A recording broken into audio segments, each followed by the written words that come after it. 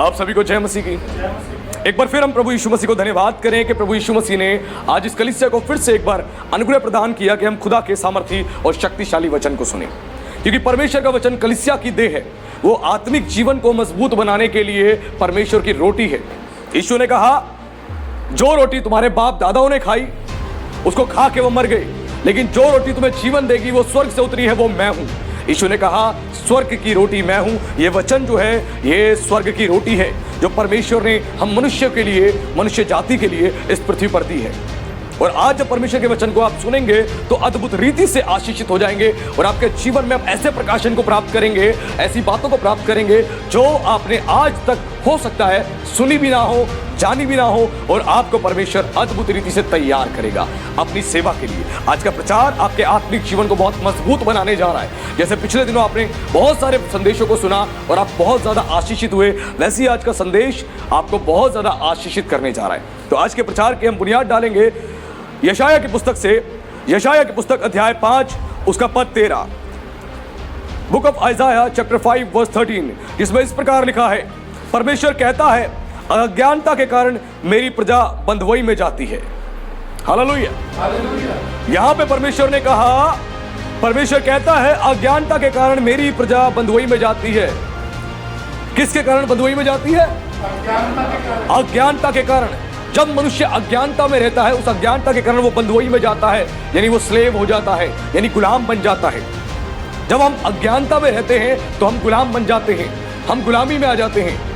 आज बहुत सारे लोग जो है जगत में वो अज्ञानता में जीवन जी रहे हैं। सही परमेश्वर का ज्ञान उनके पास नहीं है, सही परमेश्वर को जानते नहीं है, सच्चे परमेश्वर को जानते नहीं है। वो अज्ञानता में जीवन जी रहे हैं, जिसके कारण वो बंधुआई में चले गए हैं, बंधुआई में।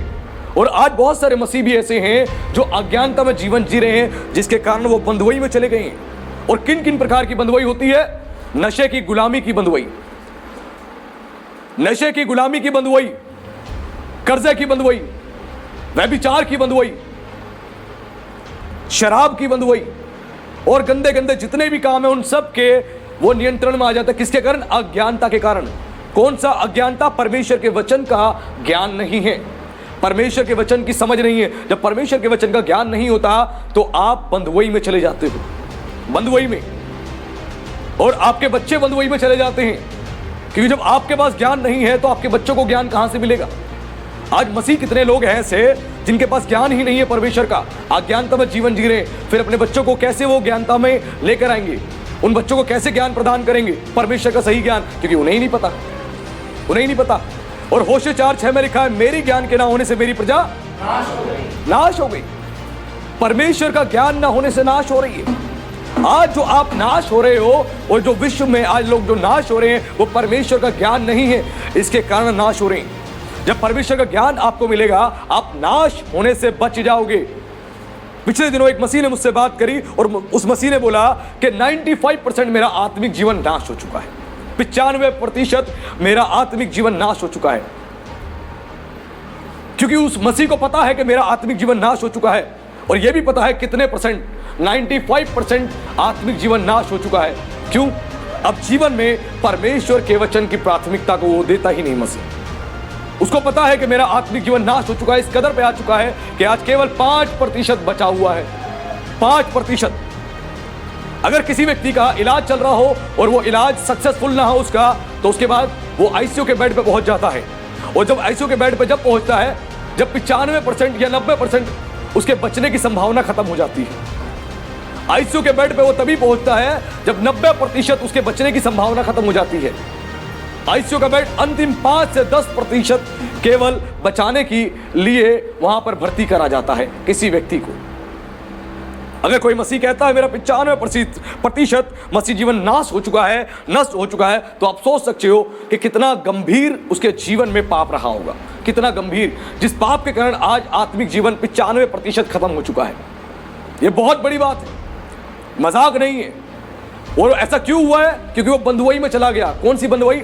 अज्ञानता की बंधुआई। जब परमेश्वर का ज्ञान नहीं होगा आप अज्ञानता में रहोगे, और अज्ञानता के कारण शैतान आपको गुलाम बना लेगा, गुलाम बना लेगा। आज कितने फ्रॉडी, जो फ्रॉड लोग हैं, कॉल करते हैं, साइबर फ्रॉड आज बहुत सारे जबरदस्त तरीके से इस विश्व में हो रहे हैं। वो कॉल करेंगे, कॉल करके आपको आपके ओटीपी लेंगे, बैंक अकाउंट्स की डिटेल लेंगे और कुछ ना कुछ करके आपके अकाउंट से पैसा डेबिट कर लेंगे। साइबर फ्रॉड हो रहे हैं। वो क्यों हो रहा है? क्योंकि लोगों को ज्ञान नहीं है, लोगों के पास ज्ञान नहीं है। जब ज्ञान नहीं होगा तो अज्ञानता के कारण आप बंधुआई में जाओगे। आज वैसे ही लोगों के पास परमेश्वर का ज्ञान नहीं है। जब परमेश्वर का ज्ञान नहीं होगा आप बंधुआई में जाओगे। और परमेश्वर ने खुद कहा कि मेरी प्रजा में मेरा ज्ञान ना होने से वो नाश हो रही है। मेरा ज्ञान ना होने से आज लोगों के अंदर परमेश्वर का ज्ञान नहीं है। जब परमेश्वर का ज्ञान आपके पास नहीं होगा तो मनुष्य नाश होता चला जाएगा। और आज शैतान ने जो है पूरे संसार में शैतानवाद को फैला रखा है। शैतान ने पूरे संसार में आज शैतानवाद को बहुत तेजी से फैला रखा है और पूरा संसार पूरी तौर से शैतान के नियंत्रण में है। और बाइबल में लिखा है कि शैतान को जो है इस संसार का सरदार कहा गया है, इस संसार का ईश्वर कहा गया है। और उसने, संसार के ईश्वर ने लोगों की बुद्धि को अंधी कर दिया है। किसको अंधी किया है? बुद्धि को, उनकी बुद्धि को अंधी कर दिया है। यानी मनुष्य बुद्धि के कारण देखता है, उसी बुद्धि को अंधा कर दिया है, उसी बुद्धि को अंधा कर दिया है कि देखते हुए भी ना देखे। यशाया कहता है कि देखते हुए भी ना देखे, सुनते हुए भी ना सुने। ऐसी उनकी बुद्धि को अंधा कर दिया है संसार के ईश्वर ने। आज लोग पाप में हैं, आज पाप भरा जीवन जी रहे हैं। आज उनको पता ही नहीं हम क्या करें, आज हम कैसे अपनी परेशानियों से समाधान को लें, आज पता ही नहीं है। मैंने पिछले दिनों कई बार आपको ये उदाहरण दिया, आज फिर से मैं उदाहरण को दे रहा हूं। जैसे मैंने कई बार आप बताया, एक मोबाइल कंपनी एक मोबाइल को बनाती है, मोबाइल बनाने के साथ वो साथ में एक बुकलेट को देती है। जो मोबाइल फोन आप खरीदते हैं उसके साथ एक बुकलेट आती है जिसमें लिखा होता है कैसे इस मोबाइल को ऑपरेट करना है। एक कार आप खरीदते हैं, उस कार के साथ भी एक बुकलेट मिलती है जिसमें लिखा होता है इस कार को कैसे ऑपरेट करना है। और उसको पढ़ के आप मोबाइल को ऑपरेट करना सीखते हैं, आप कार को ऑपरेट करना सीखते हैं। वैसे परमेश्वर ने जब हम मनुष्य को बनाया तो बनाने के बाद उसने पवित्र शास्त्र को हमें दे दिया, पवित्र बाइबल को दे दिया, ताकि इस जीवन को तुम्हें कैसे जीना है तुम इस पुस्तक को पढ़ो और जानो। हमारी मैन्युफैक्चरिंग किसने करी है? हमारे परमेश्वर ने करी है। हमारी प्रोडक्शन, हमारी मैन्युफैक्चरिंग हमारे परमेश्वर ने करी है। और वो हम सबको बनाने वाला है। हमारे सारे ऑर्गन, सारे पार्ट्स, हमारी लाइफ के बारे में, हमारे पास्ट, हमारे प्रेजेंट, हमारे फ्यूचर के बारे में जानता है। लिखा है वचन में वो हमारे वर्तमान और भविष्य का प्रभु है और सब कुछ उसके हाथ में है। लेकिन आज मसीह लोग बाइबल पढ़ते ही नहीं है, जिसके कारण वो अज्ञानता में है और अज्ञानता के कारण वो बंधुआई में जा रहे हैं, बंधुआई में जा रहे हैं। जिन मसीहों के लिए परमेश्वर ने इतनी सारी आशीषें रखी थी, इजराइलियों को इतनी सारी आशीषें दी थी, और उन आशीषों में हम मसीहों को, अन्य जातियों को, जंगली जैतून को अच्छे जैतून के साथ साथ दिया, हम सबको साथ दिया और हम सबको उस आशीष का वारिस बना दिया। तो आज हम आशीष के लिए इतने वंचित क्यों हैं? आशीष से आज हम आशीष के लिए इतने संघर्ष क्यों कर रहे हैं? क्यों? उसका कारण है कि मसीह लोग आज परमेश्वर के वचन को नहीं पढ़ते, वचन के साथ समय को नहीं बिताते। और प्रेरित पौलुस ने एक अद्भुत बात बोली कुरिन्थ की कलीसिया को। पौलुस ने बोला 2 कुरिन्थियों अध्याय 2 उसके पद 11 में कि हम शैतान के हर दाव को जानते हैं और उसकी युक्तियों से हम अनजान नहीं। प्रेरित पौलुस ने कुरिन्थ की कलीसिया को बोला कि शैतान के हम सारे दाव को जानते हैं, सारे दाव को, और उसकी युक्तियों से हम अनजान नहीं। पौलुस को सारे कॉन्सेप्ट क्लियर थे। मैंने पिछले दिनों आपको बताया प्रेरित पौलुस को और फर्स्ट सेंचुरी के चर्च को अपने सारे कॉन्सेप्ट्स क्लियर थे। लेकिन आज हम मसीहों को कोई भी कॉन्सेप्ट्स क्लियर नहीं है, ना होली कम्युनियन का, ना बैप्टिज्म का, ना रैप्चर का, ना आत्मिक जीवन का, और ना ही किसी अन्य चीज का कोई भी कॉन्सेप्ट क्लियर नहीं है।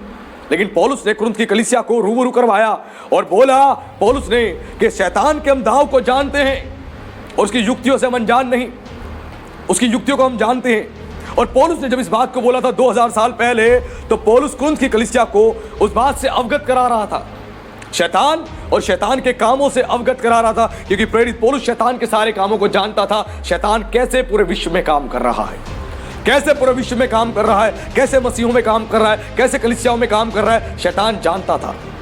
वो पहले से ही पौलुस जानता था और उसने ये तमाम बातों को कुरिन्थ की कलीसिया के सामने रखा, कुरिन्थ की कलीसिया के सामने रखा। और आज चर्चिस में एक गड़बड़ी हो चुकी है, आज चर्चिस में एक जबरदस्त गड़बड़ी होती जा रही है। और चर्चिस में गड़बड़ी क्या हो रही है? गॉस्पल बैंड्स आ रहे हैं कलीसिया में, चर्चिस के अंदर गॉस्पल बैंड्स आ रहे हैं। आजकल वर्शिप करने के लिए बैंड्स आ रहे हैं जिसको गॉस्पल बैंड कहते हैं, गॉस्पल बैंड्स आ रहे हैं। और ऐसे ऐसे जवान गॉस्पल बैंड को प्रमोट कर रहे हैं और चर्चिस में गॉस्पल बैंड्स आ रहे हैं। और गॉस्पल बैंड्स जो बजाने वाले हैं उनको आप देखोगे, उनको स्टेज पे हीरो की तरह परफॉर्म करना है। उनको ऐसा स्टेज चाहिए, स्टेज पर लाइटिंग होनी चाहिए, पीछे से धुआं निकलना चाहिए और रॉक म्यूजिक, पॉप म्यूजिक बजना चाहिए और वो खड़े होके वर्शिप कर रहे हैं और गॉस्पेल बैंड को बजा रहे हैं। और उनको देखोगे जो गॉस्पेल बैंड बजाने वाले, उनकी जिंदगियों के बैंड बजे हुए हैं, उनकी खुद की जिंदगियों के बैंड बजे हुए हैं और गॉस्पेल बैंड बजाने आ रहे हैं और चर्चिस में उनको फ्रंट फुट पे खड़ा किया जा रहा है। उनकी जिंदगियों के खुद बैंड बजे हुए हैं और वो गॉस्पेल बैंड बजाने के लिए आ रहे हैं। और उनसे पूछ लो परमेश्वर के वचन के बारे में, वचन की एक समझ नहीं है उनके पास, वचन की एक समझ तक नहीं है। पूछ लो ये वचन कहां लिखा है, वो जवाब नहीं दे पाएंगे वचन कहां लिखा है। वचन की सही समझ नहीं है, वचन की जानकारी नहीं है, वचन के साथ समय बिताते नहीं है। उनके गीत इतने अश्लीलता से भरे गीत होते हैं और वो कहते हैं कि मसीह गीत हम गा रहे हैं, मसीह गीत गा रहे हैं। उनके गीतों को, उनके लिरिक्स को, उनके शब्दों को सुनो। ऐसे गीत, संसारिक शब्द, संसारिक बातें ऐसे उनके बैंड्स के अंदर है। और ये बैंड्स जो हैं आज पूरे विश्व में प्रसिद्ध होते जा रहे हैं, पूरे विश्व में। और इनको चर्चिस में इनवाइट किया जा रहा है और इन लोगों को इतना ज्यादा आदर दिया जा रहा है, चर्चिस में इतना आदर दिया जा रहा है आप पूछ नहीं सकते। इतना आदर, कई कई घंटे के लिए स्टेज परफॉर्मेंस करने के लिए इनको खड़ा कर दिया जा रहा है गॉस्पेल बैंड्स वाले को। और ये गॉस्पेल बैंड बजाने वाले होते हैं, इनकी पैंटें जो होती है कमर से उतर रही होती हैं, इनकी पैंटें कमर से उतर रही होती हैं, पता नहीं लगता कि पैंट इनकी लटक रही है या कहीं अटक रही है। ऐसी इनकी पैंटें होती हैं, पता ही नहीं लगता कि पैंट लटक रही है अटक रही है, ऐसी पैंटें पहन रखी होती हैं। और इनका फैशन, इनका हुलिया देखो, लंबे लंबे बाल होते हैं, लंबे लंबे बाल, लंबे लंबे बाल। और वचन में लिखा है, पौलुस ने कुरिन्थ की कलीसिया को भी बताया था कि कोई भी पुरुष लंबे बाल ना रखे। हम पुरुषों को लंबे बाल चाहिए ही नहीं। आज बहुत सारे पास्टर्स भी, बहुत सारे एवेंजलिस्ट भी, प्रॉफिट भी और बहुत सारे जवान भी कलीसिया के, स्पेशली जो वर्शिप करने वाले हैं, लंबे लंबे बाल चोटी बना के बैठे हैं, चोटी बना के बैठे और कान छिदवा के कानों में बालियां पहन के घूम रहे हैं, कानों में बालियां। उनको पता ही नहीं कान पुरुष को छिदवाने का अर्थ क्या है। पुराने समय में, प्राचीन समय में जिनको गुलाम बनाया जाता था, उनके कानों में सूत से धागा बांध दिया, सूत का धागा होता था, कानों में बांध दिया जाता था और वो पहचान होती थी गुलाम है। अगर कोई आज जवान कान छिदवा के कानों में बालियां पहन रहा है तो वो यानी गुलाम है। किसका गुलाम है? शैतान का। परमेश्वर ने बोला मेरी प्रजा अज्ञानता के कारण बंधुआई में चली गई, बंधुआई में। आज वो जो परमेश्वर के लोग हैं आज बंधुआई में हैं, कान सीधे पड़े, कानों में बालियां हैं, रंग बिरंगी बालियां पहन रखी हैं, बाल रंग बिरंगे करा रखे, लंबे लंबे बाल, पैंटें उतर रही हैं। ऐसा लगता है अगर एक झटका लगा तो पैंट नीचे और अपना अंडरवेयर दिखा रहे होते हैं, अंडरवेयर दिखा रहे होते हैं कि कौन से ब्रांड का मैंने अंडरवेयर पहना है, वो दिखा रहे होते हैं किस किस ब्रांड का मैंने पहना है। ऐसे होते हैं। ये उनका वर्शिप करने का स्टाइल है। और ऐसे वर्शिपर्स को, ऐसे वर्शिप बैंड्स को चर्चेस में प्रमोट किया जा रहा है। बड़ी बड़ी मिनिस्ट्रीज और छोटी मिनिस्ट्री सब, और सब देखा देखी में लग रहे हैं। सब, वो उस मिनिस्ट्री का ट्रेंड देख रहा है तो उसके जैसा कर रहा है, वो उस मिनिस्ट्री का ट्रेंड देख रहा है उसके जैसा कर रहा है। मैंने क्या बोला पिछले दिनों, बताया था फर्स्ट सेंचुरी के पैटर्न में जो चर्चेस स्टैब्लिश किए गए थे उसके हिसाब से आज कलीसियाओं में सेवा बहुत कम हो रही है, बहुत कम हो रही है। और बड़े अफसोस की बात है अब दोबारा से वो पैटर्न वापस नहीं आ सकता। चर्चेस मॉडर्न हो चुके हैं, चर्चेस बदल चुके हैं। आज ये जवान, इस प्रकार का जीवन हो चुका है लोगों का। पास्टर्स लंबे लंबे बाल रख के बैठे हैं और कह रहे हैं कि सैमसन ने लंबे बाल रखे थे, उसके बालों में सामर्थ थी। मुझे यीशु मसीह ने बोला है तुम भी लंबे बाल रखो, तुम्हारे बालों में सामर्थ है। और अपनी कलीसिया के लोगों को भी बोल दिया तुम सब लंबे बाल रखो, तुम्हारे बालों में सामर्थ है, बाल कटवाना मत। यीशु मसीह के भी लंबे बाल थे और तुम सब भी लंबे बाल रखो। ऐसी गलत शिक्षाएं, और जवान बच्चे लंबे लंबे बाल करके घूम रहे हैं। और पीछे से अगर कोई देखे तो समझ ना आए ये लड़की है या लड़का है। पीछे से देखो तो देखने में लगता है ये लड़की है, और आगे से देखो तो दाढ़ी मुंह चुकी हुई है, देख के पता लगता है ये लड़का है, लड़की नहीं है। बताओ, इतना बड़ा सरासर धोखा, इतना बुरा हाल कर रखा है आज सोसाइटी का। पहचान में नहीं आ रही जवान, इतना बुरा हाल सोचिए। और ऐसे जवानों को मैंने देखा कि दाढ़ी यहां से अलग से लटका रखी है, दाढ़ी में अलग से यहाँ पे रबड़ लगा रखी है, दाढ़ी भी अलग से, पीछे चोटी बांधी कम है, अके अब आगे दाढ़ी में भी चोटी, हद हो गई। आज जवान कहां चला गया है?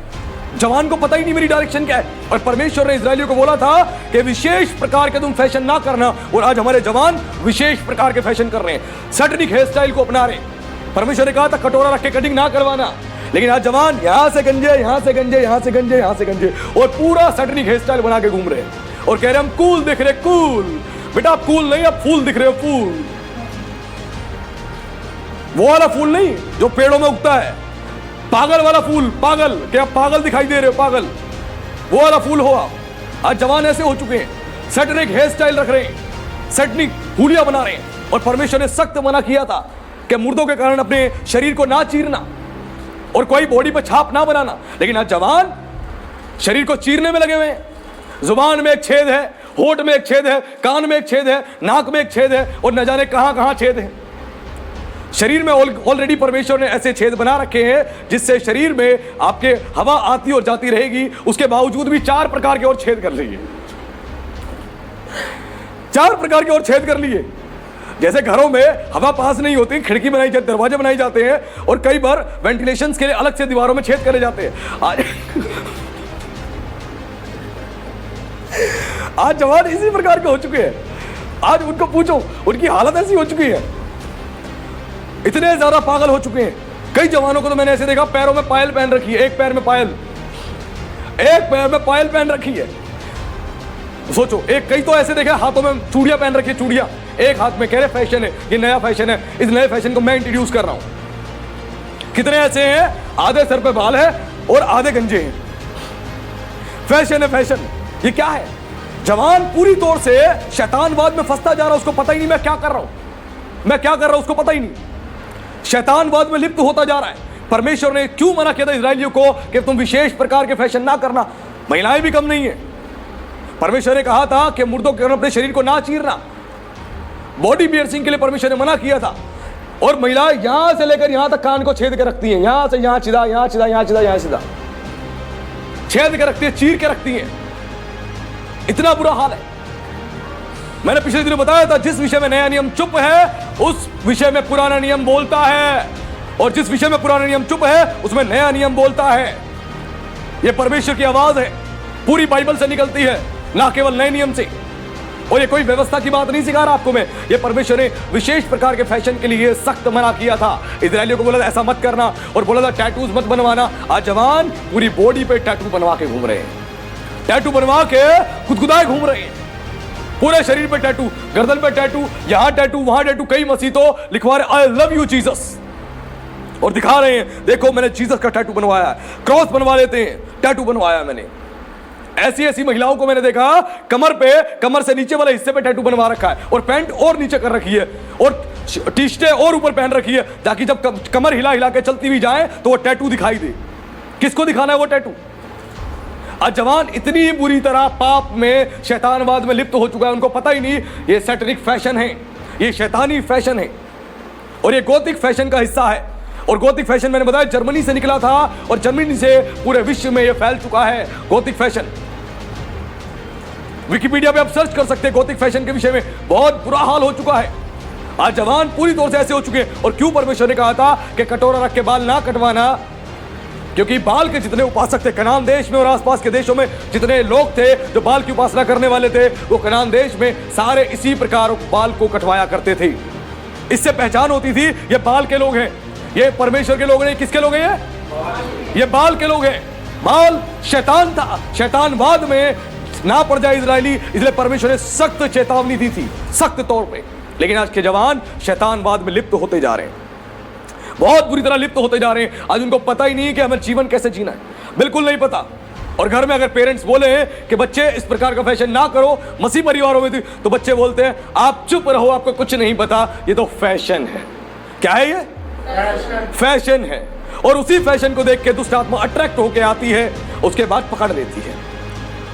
आज जवानों को पता ही नहीं हमें रहना कैसे है, पहनना ओढ़ना कैसे है। अच्छी शक्लें हैं, अच्छी सूरत है, अच्छी पर्सनैलिटी है, लेकिन हुलिया ऐसा बना लेंगे कि देख के ऐसा लगता है कि कोई जानवर या दुष्ट आत्मा इनके जीवन में सच में काम कर रही है। जानवर जैसा हुलिया बना लेंगे, यह जीवन है उनका। आज शैतानवाद बहुत तेजी से बढ़ता जा रहा है पूरे विश्व में, और कलीसिया में जो मैंने बताया गॉस्पेल बैंड्स आते जा रहे हैं, पूरे चर्चिस को खराब करते जा रहे हैं, पूरे चर्चिस को खराब करते जा रहे हैं। और पौलुस ने एक सख्त चेतावनी दी थी, और पौलुस ने कहा था पहले तीमुथियुस 5:17 में, जो पासवान ध्यान से सुने, जो पासवान अच्छा प्रबंध करते हैं, विशेष करके वे वचन सुनाने और सिखाने में परिश्रम करते हैं, वे 2 गुना आदर के योग्य समझे जाएं। पौलुस ने इस बात को बोला था, जो कलीसिया के पासवान हैं और विशेष करके यानी स्पेशली जो वचन को सिखाने और सुनाने में जो कठिन परिश्रम करते हैं, वो 2 गुने आदर के योग्य समझे जाएं।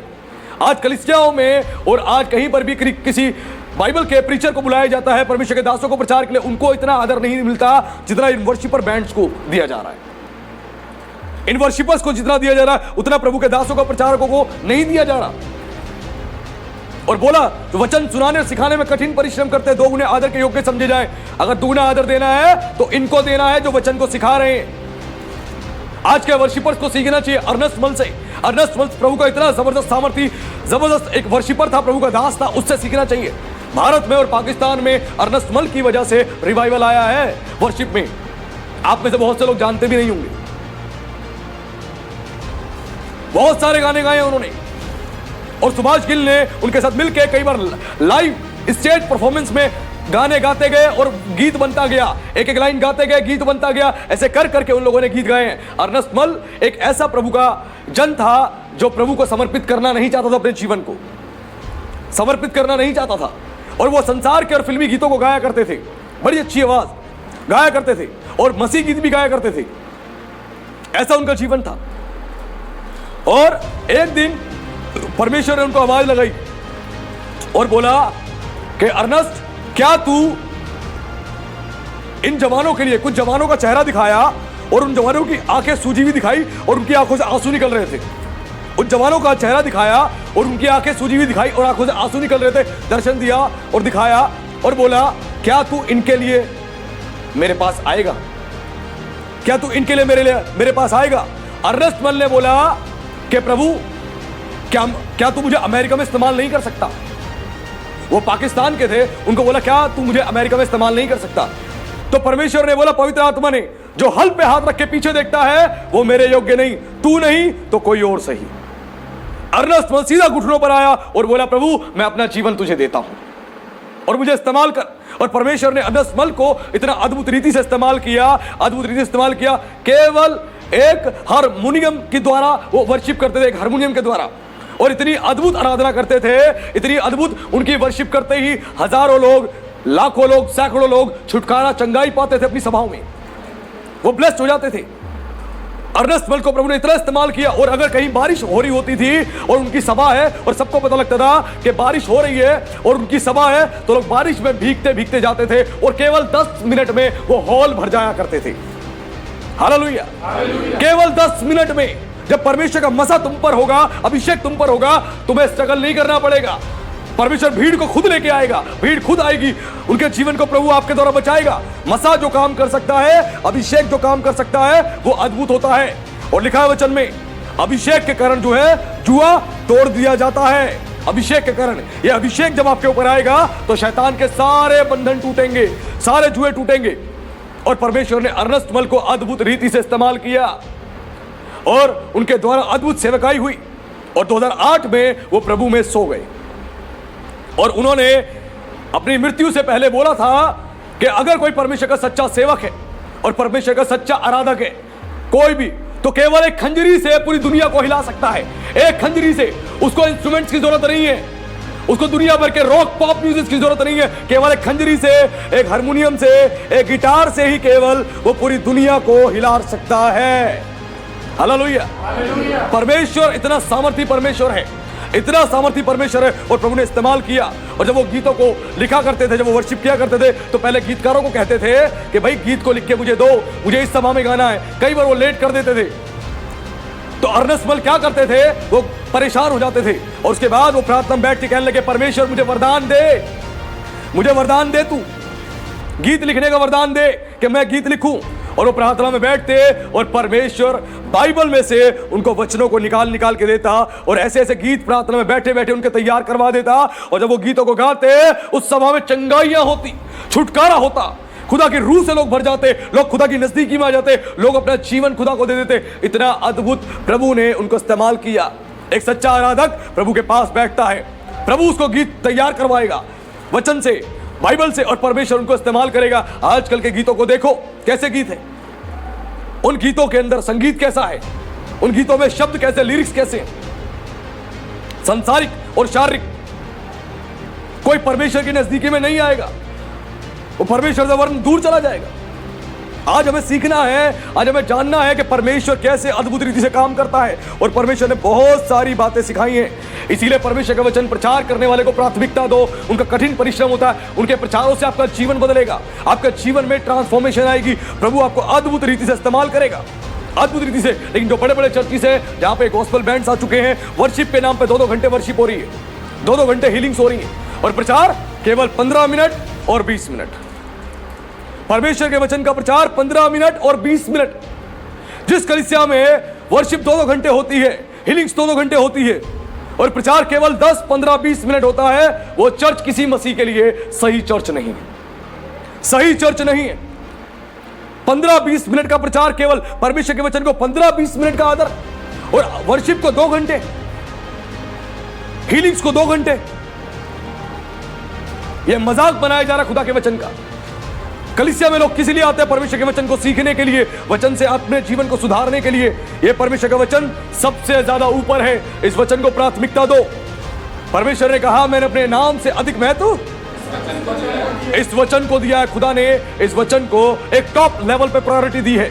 इस वचन को प्राथमिकता दो। जिस कलीसियाओं में वचन का प्रचार 15-20 मिनट होता है, वो कलीसिया कभी भी उन्नत नहीं हो सकती, नहीं हो सकती। और आज बड़े बड़े चर्चिस, बड़ी बड़ी सभाएं आप देखो, लाइव चलता है उनका लाइव प्रोग्राम, 3 घंटे का, 4 घंटे का, 5 घंटे का, चंगाइयां चंगाइयां चंगाइयां, वर्शिप वर्शिप वर्शिप, गवाइयां गवाइयां गवाइयां, और वचन का प्रचार केवल 10 मिनट, केवल 15 मिनट। उनकी आत्मा को भोजन कहां से मिलेगा? उनकी आत्मा कहां से तैयार होगी? हो ही नहीं पाएगी। आज हमें सीखना है। और आज शैतान ने पूरी तौर से चर्चिस में और मसीहों के बीच में भी काम करना शुरू कर दिया है। वो प्राचीन दुष्ट आत्माएं जो 6000 सालों से इस पृथ्वी पर काम कर रही हैं, वही प्राचीन दुष्ट आत्माएं आज भी पूरे विश्व में काम कर रही हैं, नए नामों के साथ। नए नाम ले लिए इन लोगों ने, आधुनिक युग के साथ नए नाम को ले लिए, और नए नामों के रूप से ये आ रही हैं और पूरे विश्व में काम कर रही हैं, पूरे विश्व में। और आज मसीह की चर्चिस, कलीसियाओं, सबको खराब किया जा रहा है, सबको खराब किया जा रहा है। और जितने भी इंडियन चर्चिस हैं, मुझे बड़े अफसोस के साथ कहना पड़ रहा है, वो सब के सब वो धीरे धीरे ऐसे होते जा रहे हैं। लिमिटेड कुछ चर्चिस होंगे, कुछ कलीसियाएं होंगी जो बिल्कुल आत्मिक रीति से वचन के आधार पर सेवा कर रही हैं, नहीं तो मैक्सिमम लोग जो है ऐसे ही हो चुके हैं, ऐसे ही हो चुके हैं। आज कलीसियाएं बड़ी बड़ी हो रही है, सभा बड़ी बड़ी हो रही है। पास्टर अगर अमेरिका में है, अमेरिका में जाके वहां पर चर्च को ले रहा है, तो वो इस चर्च में पास्टर को अपॉइंट नहीं कर रहा। अपने भारत के चर्चिस के अंदर वहां पर पास्टर को अपॉइंट नहीं कर रहा उस सभा को लेने के लिए। वो क्या कर रहा? अमेरिका पहुंच के वहां से इंटरनेट के द्वारा, स्क्रीन के द्वारा वचन का प्रचार कर रहा है, वचन का प्रचार कर रहा है। लेकिन कलीसियाओं में पास्टर की नियुक्ति नहीं हुई करी कि वो खड़े होकर वचन का प्रचार करे, कलीसियाओं को संभाले। आज बड़े बड़ी मिनिस्ट्री ऐसा कर रही है, लेकिन बाइबल में लिखा था, और हमने पिछले दिनों जाना, जब मैंने आपको प्रचार किया था अपोस्टल की मिनिस्ट्रीज के बारे में, तो मैंने बताया था उनका काम था चर्चिस को एस्टैब्लिश करना और पास्टर्स को अपॉइंट करना। जगह जगह पास्टर्स होने चाहिए, पास्टर्स होने चाहिए। एक छोटी से छोटी कलीसिया में भी कम से कम 2 पास्टर होने चाहिए, कम से कम 2 पास्टर्स होने चाहिए। और वो अमेरिका में बैठ के स्क्रीन के द्वारा वहां से प्रचार कर रहे हैं, सभा को ले रहे हैं। चर्च में पास्टर अपॉइंट किया ही नहीं, और किया है साइड कर दिया, हम लेंगे सभा, हम लीड करेंगे, हम कलीसिया के आका बन के रहेंगे। यह मेंटालिटी है। आज उनको पता ही नहीं यह सेवा परमेश्वर की है, उसको देने का अधिकार है तो उसे लेने का भी अधिकार है। जो चने की झाड़ पे चढ़ता है ना, परमेश्वर बड़े प्यार से उतार देता है नीचे, वो झाड़ी काट देता है। अब चढ़ कहां चढ़ेगा? तेरा झाड़ी काट दिया मैंने, चढ़। परमेश्वर को ऐसे दास चाहिए ही नहीं जो इस प्रकार की सेवा कर रहे हैं। और सबसे ज्यादा बुरा हाल है कलीसियाओं में, आप देखोगे जवान है ही नहीं। भारत की और विश्व भर की कलीसियाओं में जवान है ही नहीं, जवान मिसिंग है। संडे वाले दिन चर्च में जवान होते ही नहीं। कौन से लोग हैं? बुजुर्ग लोग, अधेड़ लोग, महिलाएं, बुजुर्ग लोग, अधेड़ लोग बैठे हैं चर्च में, और बैठ के हालेलुया जपते जाए, ऐसे लोग बैठे हुए। जवान है ही नहीं कलीसियाओं में, बुजुर्ग बैठे हैं, महिलाएं बैठी हैं, जवान गायब है। कहाँ है जवान? संडे को पिकनिक मनाने गए हैं, फिल्म देखने गए हैं, आवारागर्दी करने गए हैं। जवान मिल रही है चर्च में, है ही नहीं जवान। और शैतान का मेन टारगेट बुजुर्ग व्यक्ति नहीं है, जवान है। जवान वो कहता है इस बुजुर्ग से मैं क्या करूंगा, इससे उठा तो जा नहीं रहा, चला जा नहीं रहा, मेरे लिए क्या काम करेगा, चल बैठा रहे। उसको मेन दिक्कत है जवानों से, इसलिए जवानों को अपने लिए वो इस्तेमाल करता है, जवानों को, और जवानों के जीवन को बर्बाद करता है। और वही प्राचीन दुष्ट आत्मा आज पूरे विश्व में काम कर रही है, पूरे विश्व में। और आज पूरा संसार जो है शैतान के चुंगल में आ चुका है। और यूहन्ना ने जो प्रकाशित वाक्य में भविष्यवाणी करी थी, प्रकाशित वाक्य 13:4 में, वो भविष्यवाणी आज हमारे समय में पूरी हो रही है, हमारे समय में पूरी हो रही है। और वो बताया था यूहन्ना ने प्रकाशित वाक्य 13:4 में, जो लोग होंगे अंत के दिनों में, जो पीढ़ी होगी अंत के दिनों की, वे शैतान की पूजा करना शुरू कर देगी, शैतान की पूजा करना शुरू कर देगी, जानवर की पूजा करना शुरू कर देगी। और आज पूरे विश्व में जानवरों की पूजा हो रही है, पूरे विश्व में जानवरों की पूजा हो रही है। जानवरों के स्टैचूज बनाए जा रहे हैं और उनके आगे प्रार्थना की जा रही है, आराधना की जा रही है, हमें कुछ दे दो, हमें कुछ दे दो, हमें कुछ दे दो। जैसे वो वैसी उनके बनाने वाले, एक जैसे। और यूहन्ना ने 2000 साल पहले यह भविष्यवाणी करी थी, और अंत के दिनों में आज हमारे समय में अंतिम पीढ़ी के बीच में यह भविष्यवाणी पूरी हो रही है, भविष्यवाणी पूरी हो रही है। पूरे जगत में, पूरे विश्व भर में पशुओं की, जानवरों की, शैतान की पूजा की जा रही है, शैतान की आराधना की जा रही है। और हम इस समय में आ चुके हैं, और ये हमारे समय में ये चीजें हो रही हैं, हो रही हैं। हमें सीखने की आवश्यकता है, हमें अलर्ट होने की आवश्यकता है। लेकिन आज मसीह लोग इस बात से भी अज्ञात हैं। इसीलिए परमेश्वर ने कहा, अज्ञानता के कारण मेरी प्रजा बंधुआई में जाती है, और मेरे ज्ञान के ना होने से मेरी प्रजा नाश हो रही है। आज विश्व में लोग नाश हो रहे हैं। और पौलुस ने खतरनाक, एक अद्भुत बात को बताया था, और उसने एक्सपोज कर दिया था शैतान को। एक ऐसे कामों से, ऐसे उसके काम को एक्सपोज कर दिया था खुद की कलीसिया के सामने, जो सब लोग पढ़ के और सुन के हैरान हो गए थे। उसके लिए खोलेंगे वचन हम 1 कुरिन्थियों अध्याय 10 उसके पद 14 से पढ़ेंगे हम लोग। 1 कुरिन्थियों अध्याय 10 उसके पद 14 से पढ़ेंगे। क्या लिखा है? इस कारण हे मेरे प्रियो, मूर्ति पूजा से बचे रहो। मैं बुद्धिमान जानकर तुमसे कहता हूँ, जो मैं कहता हूँ उसे तुम परखो।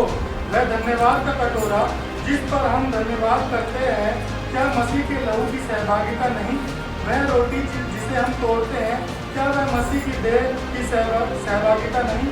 इसलिए कि एक ही रोटी है, और हम भी जो बहुत हैं एक देह है, क्योंकि हम सब उसी एक रोटी के भागी हैं। जो शरीर के भाव से इस्राएली हैं, उनको देखो, क्या बलिदानों के खाने वाले वेदी के सहभागी नहीं? फिर मैं क्या कहता हूँ? क्या यह कि मूर्ति पर चढ़ाया गया बलिदान कुछ है या मूर्ति कुछ है? नहीं, वरन यह कि अन्य जाति जो बलिदान करते हैं, वे परमेश्वर के लिए नहीं परंतु दुष्ट आत्माओं के लिए बलिदान करते हैं। और मैं नहीं चाहता कि तुम दुष्ट आत्माओं के साथ सहभागी हो। तुम प्रभु के कटोरे और दुष्ट आत्माओं के कटोरे दोनों में से नहीं पी सकते। तुम प्रभु की मेज और दुष्ट आत्माओं की मेज दोनों में साझी नहीं हो सकते। क्या हम प्रभु को क्रोध दिलाते हैं? क्या हम उससे शक्तिमान हैं? हालेलुया। पौलुस ने एक अद्भुत बात को यहाँ पे एक्सपोज कर दिया था कुरिन्थ की कलीसिया के सामने। वो सबसे पहले उसने बोला, इस कारण है मेरे प्रियो, मूर्ति पूजा से बचे रहो। उसने खुद बोला मूर्ति पूजा से बचे रहो। पौलुस क्यों समझा रहा था इस बात को? क्योंकि इसी के पीछे तो असली खेल था। तुम्हें बंधुआई में कैसे लिया जा रहा है, गुलाम कैसे बनाया जा रहा है? इसी मूर्ति पूजा की वजह से। इसलिए पौलुस ने 2000 साल पहले इन वचनों को, इन बातों को कुरिन्थ की कलीसिया को लिख दिया था और बोला, मूर्ति पूजा से बचे रहो। मैं बुद्धिमान जानकर तुमसे कहता हूं, जो मैं कहता हूं उसे तुम परखो। मैं बुद्धिमान जानकर तुमसे ये बात कहता हूं, और जो मैं कहता हूं उसे परखो। पौलुस ने खुद बोला, मेरी बातों को परखो, अनजान मत रहो और मूर्ति पूजा से बचे रहो। और उसने कई सारे उदाहरण दिए और बोला, वह धन्यवाद का कटोरा जिस पर हम धन्यवाद करते हैं, क्या मसीह के लहू की सहभागिता नहीं? यानी जो होली कम्युनियन के समय में आप जो दाखरस को लेते हो, दाखरस को पीते हो, क्या वो मसीह के लहू की सहभागिता नहीं? वो मसीह के लहू की सहभागिता है जो उस दाखरस को हम पीते हैं। उसके बाद उसने बोला, आगे इसी प्रकार वह रोटी जिसे हम तोड़ते हैं, क्या वह मसीह की देह की सहभागिता नहीं? जिस रोटी को हम तोड़ते हैं, क्या वो मसीह की देह की सहभागिता नहीं है? क्या उस दाखरस को पीने से और उस रोटी को खाने से क्या मसीह के साथ हमारी सहभागिता नहीं होती? हमारी सहभागिता मसीह के साथ इसी प्रकार होती है। उसने समझाया और आगे उसके बाद वो बोलता है, जो शरीर के भाव से इजरायली हैं उनको देखो, क्या बलिदानों के खाने वाले वेदी के सहभागी नहीं? और उसने बोला, जो शरीर के भाव से इजरायली हैं, यानी शरीर के भाव से इन द सेंस जो इजरायली है, जो इजरायली जाति से ही, वो इजरायली है, इजरायली जाति में ही पैदा हुए हैं, उसके लिए उसने बात को बोला, क्या वो वेदी के खाने वाले सहभागी नहीं? और जो वेदी में से उठाकर खाते थे, जो याजक लोग होते थे, जो वेदी में से खाते थे, जो इजरायली थे, क्या वो उसके साथ सहभागी नहीं? यानी मसीह के साथ क्या वो सहभागी नहीं है? उसके बाद उसने बोला, फिर मैं क्या कहता हूं, क्या यह कि मूर्ति पर चढ़ाया हुआ बलिदान कुछ है या मूर्ति कुछ है? वो कह रहा है बलिदान जो चढ़ाया गया है मूर्ति पर, वो कुछ है या वो मूर्ति कुछ है? दोनों में से क्या कुछ है कोई? उसके बाद आगे कह रहा है, नहीं है कुछ भी, ना वो बलिदान कुछ है ना वो मूर्ति कुछ है। वर्ण यह है कि अन्य जाति जो बलिदान करते हैं, यानी अन्य जाति वो जो परमेश्वर को नहीं जानते, परमेश्वर के वचन को नहीं जानते, वो अन्य जाति हैं। जो बलिदान करते हैं वे परमेश्वर के लिए नहीं परंतु दुष्ट आत्माओं के लिए बलिदान करते हैं। किसके लिए? दुष्ट आत्माओं के लिए बलिदान करते हैं। और जब दुष्ट आत्माओं के लिए बलिदान करते हैं तो आगे लिखा है, और मैं नहीं चाहता कि तुम दुष्ट आत्माओं के सहभागी हो। पौलुस ने बोला, मैं नहीं चाहता तुम दुष्ट आत्माओं के सहभागी हो। जब तुम बलिदान चढ़ाओगे दुष्ट आत्माओं को तो तुम्हारे घर में दुष्ट आत्माएं आएंगी, तुम्हारे घर का बेड़ा गर्क करेंगी वही दुष्ट आत्माएं। और तुम बोलोगे, अब हम क्या करें, अब हम क्या करें? 4 मूर्ति कम थी, 4 मूर्ति और लिया है। वो 4 मूर्ति कम पड़ गई, 4 मूर्ति और लिया है। मूर्तियों से पूरा घर भर दिया, घर को ऐसा बना दिया जैसे एक मूर्ति वाले के यहां जाओगे, मूर्ति बेचने के लिए ढेर लगा होता है, ऐसी घर में इतना ढेर लोगों ने लगा रखा है, इतना ढेर, और उसको दंडवत कर रहे हैं, उसकी उपासना कर रहे हैं। उनको नहीं पता इनके पीछे दुष्ट आत्माएं काम करती हैं। पौलुस ने इस खुलासे को कर दिया था, एक्सपोज कर दिया था शैतान को। जब आप मूर्ति पूजा करते हो तो आप शैतान की आराधना करते हो, उसकी वर्शिप करते हो, ना कि परमेश्वर की। चाहे वो आइडल वर्शिप आप किसी भी वस्तु की कर रहे हो, वो तस्वीर हो चाहे मूर्ति हो, सब चीज मैंडेटरी है। तस्वीर हो चाहे मूर्ति हो, जिनके आगे आप उपासना कर रहे हो, आप शैतान को और दुष्ट आत्माओं को बलिदान चढ़ा रहे हो। इसलिए उसने बोला 21 में, तुम प्रभु के कटोरे और दुष्ट आत्मा के कटोरों दोनों में से नहीं पी सकते। तुम प्रभु की मेज और दुष्ट आत्माओं की मेज दोनों के साझी नहीं हो सकते। क्या हम प्रभु को क्रोध दिलाते हैं? अगर कोई ऐसा करता है तो प्रभु को क्रोध दिलाता है। क्या दिलाता है? क्रोध दिलाता है। और लिखा है, क्या हम उससे शक्तिमान हैं? क्या जो लोग परमेश्वर को क्रोध दिला रहे हैं, क्या वो उससे शक्तिमान है? नहीं है। हम परमेश्वर से शक्तिमान नहीं है। आज जब आइडल वर्शिप आप करते हो तो परमेश्वर को क्रोध दिलाते हो। और पौलुस ने इस बात को एक्सपोज इसीलिए किया ताकि लोग सीखें और जाने। ऐसा क्यों?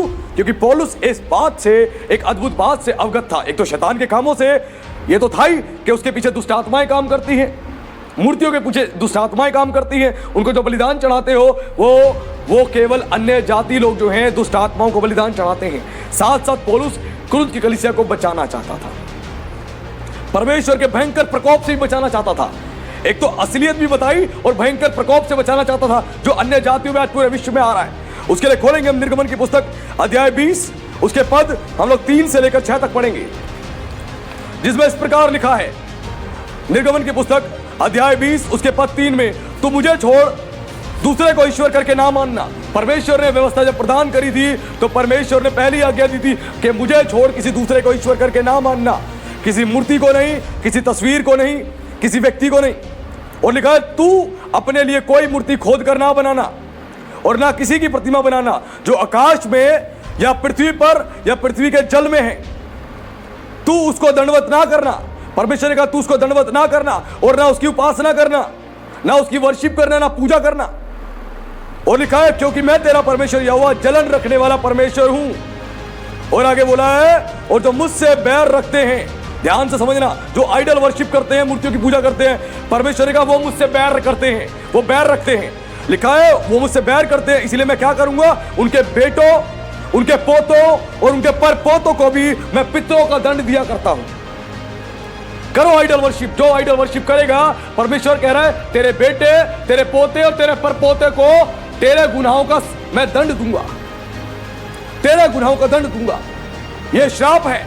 और पौलुस जो है कुरिन्थ की कलीसिया को बचा रहा था कि तुम ये गलती मत करना, नहीं तो परमेश्वर का प्रकोप तुम्हारे ऊपर आएगा, परमेश्वर का दंड तुम्हारे ऊपर आएगा, परमेश्वर के श्राप तुम्हारे ऊपर आएंगे और तुम रोओगे और तुम भिलकोगे। क्योंकि कुरिन्थ की कलीसिया में ये गड़बड़ियां होनी शुरू हो गई थी। इसीलिए पौलुस ने सही समय पे उनको सचेत कर दिया, उनको अवेयर कर दिया। क्योंकि जब कोई आइडल वर्शिप करता है, कोई मूर्ति की, किसी तस्वीर की उपासना करता है, पूजा करता है, तो वो दुष्ट आत्मा की उपासना कर रहा है। क्योंकि उस तस्वीर, उस मूर्ति के पीछे दुष्ट आत्माएं काम कर रही हैं, दुष्ट आत्माएं काम कर रही हैं। इसीलिए वो दुष्ट आत्मा जब किसी घरों में होती हैं तो उस घर का पूरी तौर से बेड़ा गर्क हो जाता है। ये दुष्ट आत्मा जिस घर में काम करती है उस घर में कभी भी मनुष्य फलता फूलता नहीं है, परेशान रहता है, समस्याओं में रहता है, तकलीफों में रहता है। उसके घर में नेगेटिव प्रेजेंस होगी। कभी किसी व्यक्ति के आप घर में जाओगे, उसके घर में जाके आपको भारीपन महसूस होगा, आपको भारीपन लगेगा, आपको सर पे दबाव महसूस होगा, आपका दम घुटना शुरू होगा, आपको सांस लेने में दिक्कत आएगी। समझ जाओ उस घर में दुष्ट आत्माएं हैं। आपका सर भारी हो जाएगा, उस घर में दुष्ट आत्माएं हैं, उस घर में नेगेटिविटी है, डार्कनेस है। ये दुष्ट आत्माएं लोगों के घरों में काम करती हैं। आज बहुत से लोग जानते नहीं हैं। और परमेश्वर ने एक और जबरदस्त आज्ञा दी थी इजराइलियों को, और परमेश्वर ने कहा, व्यवस्था विवरण उसके साथ के 25-26 में लिखा है, परमेश्वर ने कहा कोई घृणित वस्तु अपने घर में ना लाना। एक बार इस वचन को पढ़ ले, व्यवस्था विवरण अध्याय उसका 25 और 26 क्या लिखा है।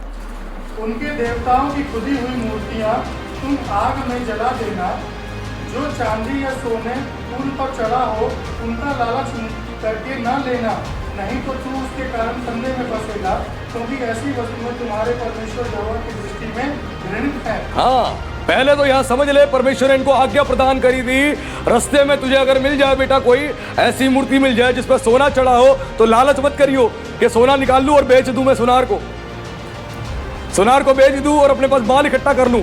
लिखा आग में जला देना, लालच मत करना। आगे पढ़े क्या लिखा है 26 में। और कोई घृणित वस्तु अपने घर में न ले लाना, नहीं तो तू भी उसके समान नष्ट हो जाने की वस्तु ठहरेगा। उसे सत्यानाश की वस्तु जानकर उससे घृणा करना और उसे कदापि न चाहना, क्योंकि वह अशुद्ध वस्तु है। हाँ, परमेश्वर ने कहा लालच करके अपने घर में मत ले आइयो। अगर तू अपने घर में ऐसी कोई भी वस्तु, नष्ट होने वाली वस्तु लेके आएगा, तू भी उसके समान नष्ट होने वाला ठहरेगा। यानी जब तेरे घर में ऐसी कोई वस्तु होगी जो परमेश्वर को क्रोध दिलाती है, परमेश्वर के वचन के विपरीत है, कोई भी ऐसी जो शैतानी चिन्ह है, दुष्ट आत्माओं को बुलावा देती है, तो परमेश्वर का क्रोध तेरे ऊपर उतरेगा। वो परमेश्वर तो दंड देगा ही देगा, तू तो नाश होगा। वो दुष्ट आत्मा तेरा भी नाश कर देंगी, तेरे घर का नाश कर देंगी, और तेरे घर में केवल परेशानी परेशानी होगी, क्योंकि तेरा घर उसके कारण अशुद्ध हो जाएगा और तू भी अशुद्ध हो जाएगा। यह सख्त मनाही होती है परमेश्वर की ओर से। कोई भी आइडल वर्शिप जो मनुष्य करता है, किसी की मूर्ति की, किसी की चांद की, सूरज की, तारे की, जानवर की, पशु की, पक्षी की, कोई भी ऐसी आराधना कर रहा है, आइडल वर्शिप कर रहा है, वो परमेश्वर की नहीं, वो शैतान की कर रहा है। और शैतानी आत्माएं इसके पीछे काम करती हैं, इसके पीछे काम करती हैं। और इसीलिए परमेश्वर ने कहा तेरे घर में कोई भी सैटनिक साइन वाली चीजें ना हो। आज का प्रचार जो है थोड़ा सा लंबा होगा, लेकिन आज आपकी आत्मिक आंखें खुल जाएंगी। एक प्रभु के बड़े महान सेवक, मैंने पिछले दिनों बताया था, डेरिक प्रिंस, जिनको इस प्लैनेट का सबसे बड़ा बाइबल टीचर, बाइबल स्कॉलर कहा जाता है, इस पूरे प्लैनेट का, इस पूरे यूनिवर्स का। डेरिक प्रिंस बताते हैं अपनी गवाही के दौरान कि वो कई सालों से सेवा कर रहे थे, कई सालों सेवा। ध्यान से मेरी बात को सुनना। आज जिनके घरों में फाइनेंशियल ट्रबल है, फाइनेंशियल क्लेश है, या अन्य कोई समस्या है, कोई बीमारी है, परेशानी है, सुन लेना, आज का संदेश आपके जीवन को, आपके घर को ब्लेस्ड कर देगा यीशु के सामर्थी नाम में। डेरिक प्रिंस बताते हैं कि वो लंबे समय से प्रभु की सेवा कर रहे थे, लंबे समय से, लेकिन वो लंबे समय से सेवा करते हुए वो उनके सर में कुछ ना कुछ दर्द रहता था, परेशान रहते थे। डिप्रेशन की जैसे कोई स्पिरिट होती है, डिप्रेशन से परेशान थे और सालों से प्रार्थना कर रहे थे कि प्रभु डिप्रेशन से मुझे छुटकारा दे, छुटकारा दे, छुटकारा दे। उनको छुटकारा नहीं मिल रहा था। एक दिन घर में बैठे हुए थे और बैठे हुए अचानक से पवित्र आत्मा ने कहा सामने देख तस्वीर लगी हुई है। इन्होंने तस्वीर की तरफ देखा, बोला कि हाँ प्रभु, ये तो मेरे दादाजी की आखिरी निशानी है जो उन्होंने दी थी। पवित्र आत्मा ने कहा उस तस्वीर में साइड में देख, क्या है, क्या छपा हुआ है? उन्होंने बोला ड्रैगन छपा हुआ है। पवित्र आत्मा ने बोला ड्रैगन किसका साइन है? प्रकाशित वाक्य में लिखा है ड्रैगन जो है वो शैतान का साइन है, और तेरे घर में इस तस्वीर में ये ड्रैगन जो छपा हुआ है इसकी वजह से दुष्ट आत्मा के प्रभाव हैं। इसको निकाल के बाहर फेंक, और जो डिप्रेशन में तू इसी की वजह से निकाल के बाहर फेंक। निकाल के बाहर फेंकेगा, डिप्रेशन से तुझे छुटकारा मिल जाएगा और जो समस्याएं हैं सारी खत्म हो जाएंगी। और डेरिक प्रिंस ने दिल पर बड़े बोझ के साथ बोला, प्रभु ये मेरे दादाजी की आखिरी निशानी है, मैं इसे कैसे फेंक दूं? पवित्र आत्मा ने कहा चुनाव तेरा है, और उसके बाद पवित्र आत्मा ने कुछ नहीं कहा। डेरिक प्रिंस थोड़ी देर तक परेशान हुए, व्याकुल हुए, लेकिन फिर कहा कि परमेश्वर की आवाज सर्वप्रथम है मेरे लिए। और उन्होंने उस तस्वीर को निकाला और निकाल कर फेंक दिया। और जैसे ही तस्वीर को निकाल कर फेंका, उसके बाद ही एक दिन बाद ही डिप्रेशन से उनको छुटकारा मिल गया, जो पिछले 20 वर्षों से वो डिप्रेशन से परेशान थे। हालेलुया। एक तस्वीर बाहर निकाल के फेंकते ही 20 सालों से डिप्रेशन से परेशान थे, वो डिप्रेशन उनका खत्म हो गया। उसके बाद काफी लंबे समय से कोई प्रॉपर्टी का उनका पंगा चल रहा था, प्रॉपर्टी की कोई परेशानी चल रही थी जिस पर काफी टाइम से वो परेशान थे। और जैसे ही फेंका उन्होंने, कुछ टाइम बाद ही उनकी फैमिली की प्रॉपर्टी का सेटलमेंट हो गया।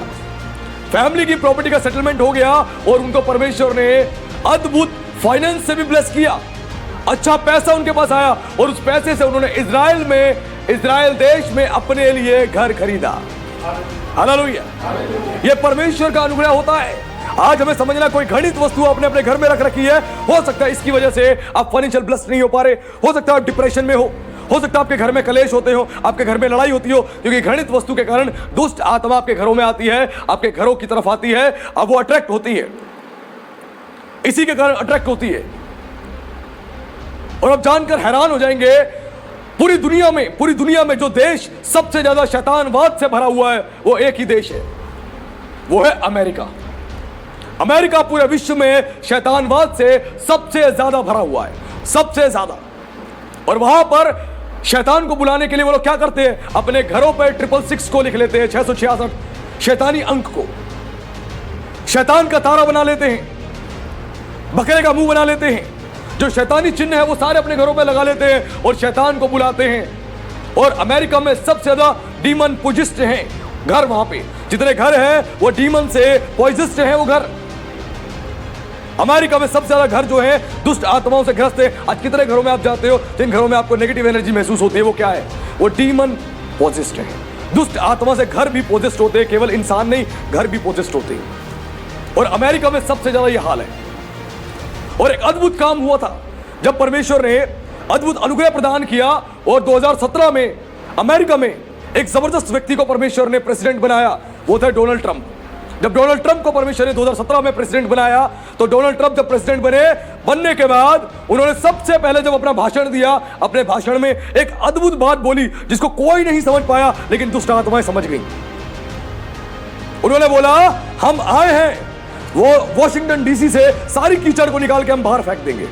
और जब ये शब्द को बोला, कोई भी मीडिया का व्यक्ति, कोई भी पॉलिटिकल लीडर उनकी इन बातों को समझ नहीं पाया, ये क्या बोला उन्होंने।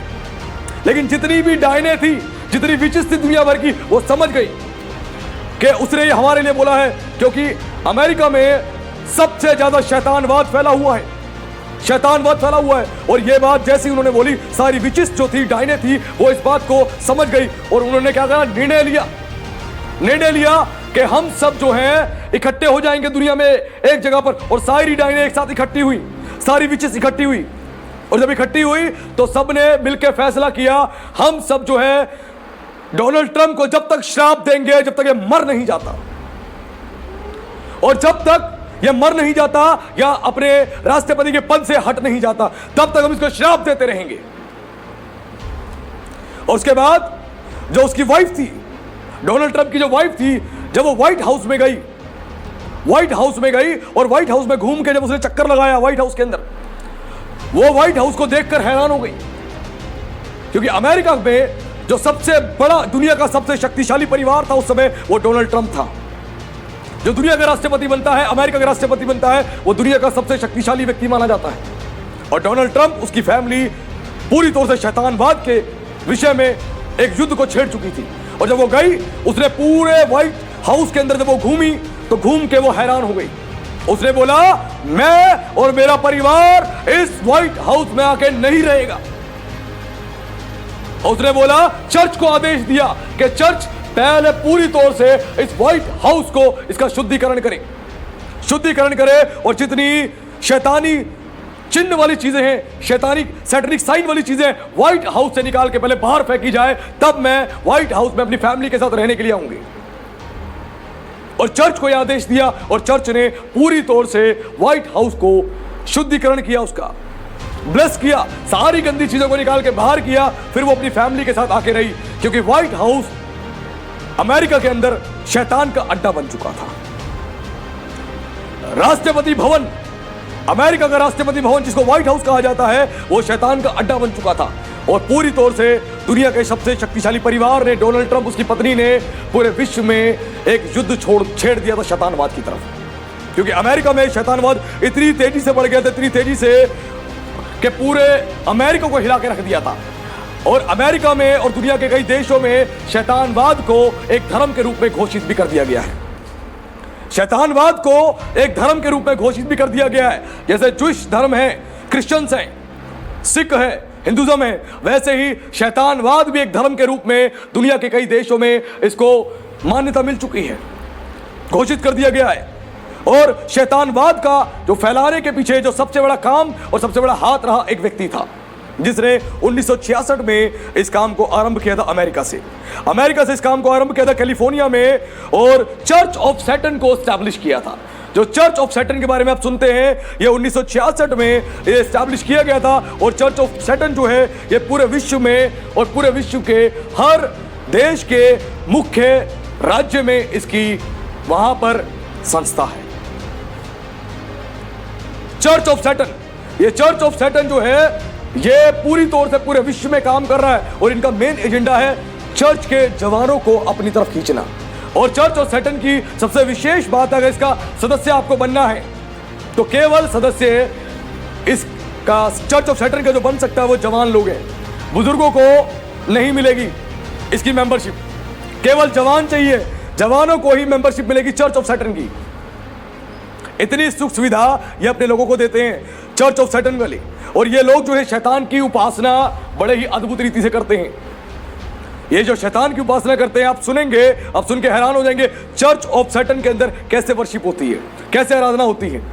जब चर्च ऑफ सैटन में वर्शिप की जाती है, और वर्शिप के दौरान क्या होता है, लोग इकट्ठे घेरा बना के खड़े होते हैं, सभी लोग घेरा बना के खड़े होते हैं, और वहां पर जमीन पर बाइबल रखी जाती है। ध्यान से सुनना मेरी बात, वहां पे जमीन पे बाइबल रखी जाती है और होली कम्युनियन का प्याला रखा जाता है दाखरस के साथ, और होली कम्युनियन का वेफर जो होता है वो रखा जाता है, और सारे लोग ग्रुप बना के खड़े होते हैं और वो खड़े होकर पेशाब करते हैं बाइबल पे और क्रॉस पे और उस दाखरस पे और उस वेफर पे वो पेशाब करते हैं, और इस तरह करके सैटन की, शैतान की आराधना करते हैं। पूरे विश्व में ऐसे ही चर्च ऑफ सैटन जो है वहां पर वर्शिप की जाती है। इस प्रकार वो उस प्रभु की देह को, उसके लहू को अशुद्ध करते हैं शैतान को खुश करने के लिए, शैतान को खुश करने के लिए। इतनी बुरी तरीके से वहां पे आराधनाएं होती हैं, और ये पूरे विश्व भर में इसका काम हो रहा है। और जो इसका महापुजारी था जिसने चर्च ऑफ सैटन को एस्टैब्लिश किया था, उसका नाम था एंटन लावे। एंटन लावे इस व्यक्ति का नाम था, और एंटन लावे एक ऐसा व्यक्ति था जिसने अपनी बेटी के साथ भी शारीरिक संबंध बनाए थे, अपनी बेटी के साथ भी शारीरिक संबंध बनाए थे एंटन लावे ने। और जब ये मर रहा था, अंतिम सांसें जब ये ले रहा था, हॉस्पिटल के कमरे में जब ये था, तो एक रिपोर्टर ने स्टिंग ऑपरेशन किया और जाके देखा कि ये क्या कर रहा है मरते समय, और जाके देखा वो चिल्ला रहा था, चीख रहा था और कह रहा था, गॉड मुझे माफ कर दे, जीसस मुझे माफ कर दे मेरे गुनाहों के लिए, मेरे पापों के लिए। तड़प रहा था दर्द में, पीड़ा में, और चीख रहा था, चिल्ला रहा था उस अस्पताल के कमरे में। जीवन भर जिसने शैतानवाद को फैलाया, शैतानवाद को इतना बढ़ावा दिया, आज वो रो रहा है, भिलक रहा है। पूरे विश्व में शैतानवाद को फैलाया उसने, और अंत में रो रहा है, भिलक रहा है, और मरने वाली उसकी कंडीशन, और तड़प रहा है, और परमेश्वर से जीवन की भीख मांग रहा है, परमेश्वर से जीवन की भीख मांग रहा है। और यही महापुजारी शैतान का जो महापुजारी एंटन लावे जो गंजा है, इसने पूरे विश्व में पूरी तौर से हर एक व्यक्ति को शैतान का गुलाम बनाने के लिए पूरा प्रयास किया। और सैटेनिक बाइबल भी आपको मिल जाएगी अमेज़न पे, इसकी डिलीवरी उपलब्ध है। 159 रुपीस की बाइबल है ये। अब प्राइस हो सकता है बढ़ गया हो, होम डिलीवरी के साथ आपको मिल जाएगी और पूरे विश्व में सबसे ज्यादा बिकने वाली किताब बन गई है। सैटेनिक बाइबल पूरे विश्व में सबसे ज्यादा बिकने वाली किताब बन गई। और उसके साथ एक और किताब थी, सैटेनिक रिचुअल्स। ये दोनों किताबें पूरे विश्व में सबसे ज्यादा बिकने वाली किताब बन गई, क्योंकि सैटेनिक रिचुअल्स के अंदर बताया गया है कैसे दुष्ट आत्माओं को बुलाया जाता है, कैसे दुष्ट आत्माओं से काम लिया जाता है, कैसे दुष्ट आत्माएं काम करेंगी। और पूरे विश्व में आज शैतानवाद फैला हुआ है और शैतानों को और चर्चिस के जवानों को स्पेशली इन्होंने अपने कब्जे में ले लिया है। और शैतानवाद इतनी तेजी से फैलता है कि पूरे विश्व में आज हर एक जवान इसकी चपेट में है। और जो चर्च ऑफ सैटन का मेंबर बनता है, एक अद्भुत काम ये लोग करते हैं। जो भी चर्च ऑफ सैटन का मेंबर बनता है, एक अद्भुत काम करते हैं। अगर तुम्हारी कोई योग्यता नहीं है, तुम्हारे अंदर कोई काबिलियत नहीं है, कोई तुम्हारी ये योग्यता नहीं है, जब तुम शैतान को अपनी आत्मा बेच देते हो तो शैतान अपनी एक आत्मा से तुम्हें डीमन पोजेस्ट कर देता है। एक ऐसी आत्मा तुम्हें दे देता है शैतान जिससे तुम बहुत बढ़िया गायक बन जाते हो, बहुत बढ़िया एक्टर बन जाते हो। अचानक से तुम्हारे अंदर कोई टैलेंट नहीं है, कोई टैलेंट नहीं है तुम्हारे अंदर गीत गाने का, एक्टिंग करने का, अन्य कोई टैलेंट नहीं है। अचानक से टैलेंट कैसे आ गया तुम्हारे अंदर? ये टैलेंट, ये सैटन ऑफ चर्च को जब आप ज्वाइन करते हो तो शैतान एक आत्मा से भरता है, जिस आत्मा के आपके भीतर आने के बाद आप जो है एक बहुत बढ़िया सिंगर बन जाओगे, एक बहुत बढ़िया आप लोग एक्टर बन जाओगे।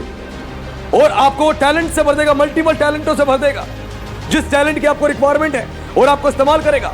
वर्ल्ड की जो बहुत बड़ी बड़ी फेमस जो सिंगर्स है, रिहाना, लेडी गागा, शकीरा, इन सब ने खुले प्लेटफॉर्म पे बोला है हमने अपनी आत्मा को जो है शैतान को बेच रखा है, हमने अपनी आत्मा को शैतान को बेच रखा है और शैतान हमारा बाप है और हम नरक की आग में जलने के लिए तैयार हैं।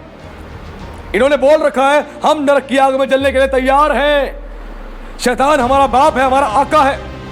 इन्होंने अपनी आत्माओं को शैतान को बेच रखा है और पूरे खुले प्लेटफॉर्म पे, दुनिया के बड़े बड़े मंचों पे इन्होंने आके अपनी बातों को बोला है, अपनी बातों को बोला है। और चर्च ऑफ सैटन जो है, ये जब होली कम्युनियन रख के, वेफर को रख के, क्रॉस को रख के, बाइबल को रख के उसमें पेशाब करते हैं और शैतान को खुश करते हैं। और चर्चिस में जो बड़े बड़े जितने भी चर्चिस हैं, उन चर्चिस के अंदर शैतान ने, जो शैतानवाद लोग हैं, जो शैतानवादी हैं, उन क्रिश्चियन से कहते हैं कि भाई जो तुम जा रहे हो चर्च में होली कम्युनियन लेने के लिए, तुम वेफर्स को हमें दे देना। जो गोल सा आपने देखा वेफर्स होता है, जो कैथलिक चर्चिस में और बड़े बड़े चर्चिस में देखा होगा आपने, जो प्रभु भोज की रोटी होती है उसको वेफर्स कहा जाता है। वो वेफर्स को क्या करते हैं, होली कम्युनियन लेने जाते हैं, वेफर्स को लेकर मुट्ठी में दबा लेते हैं मसीह जवान लोग और दाखरस पी लेते हैं और बाहर जाके उस वेफर को 1-1 लाख रुपए में शैतानवादियों को बेचते हैं। क्यों? क्योंकि वो ब्लेस्ड हो चुका है, वो शुद्ध हो चुका है। ऐसे वेफर्स तो बाहर से भी खरीद सकते हो, लेकिन चर्च का शुद्ध किया हुआ, ब्लेस किया हुआ वेफर्स वो खरीद के 1-1 लाख रुपए में उनको बेचते हैं। चर्च से लेके वो खाते ही नहीं है, वो जाके शैतानवादियों को बेच देते हैं और वो इसको लेकर उनको दे देते शैतानवादियों को और वो जाते हैं 1-1 लाख रुपए में खरीद के वो शैतान की वर्शिप करते हैं। दाखरस रख के, वेफर को रख के, क्रॉस रख के, बाइबल रख के, और वो पेशाब करते हैं और यीशु मसीह को अपमानित करते हैं। इस प्रकार शैतानवादी जो है काम कर रहे हैं और पूरे विश्व में ये शैतानवादी कार्य बढ़ता जा रहा है, बढ़ता जा रहा है बहुत बुरी तरीके से। और हिंदुस्तान टाइम्स की खबर के अनुसार शैतानवाद भारत में भी बहुत तेजी से फैल रहा है।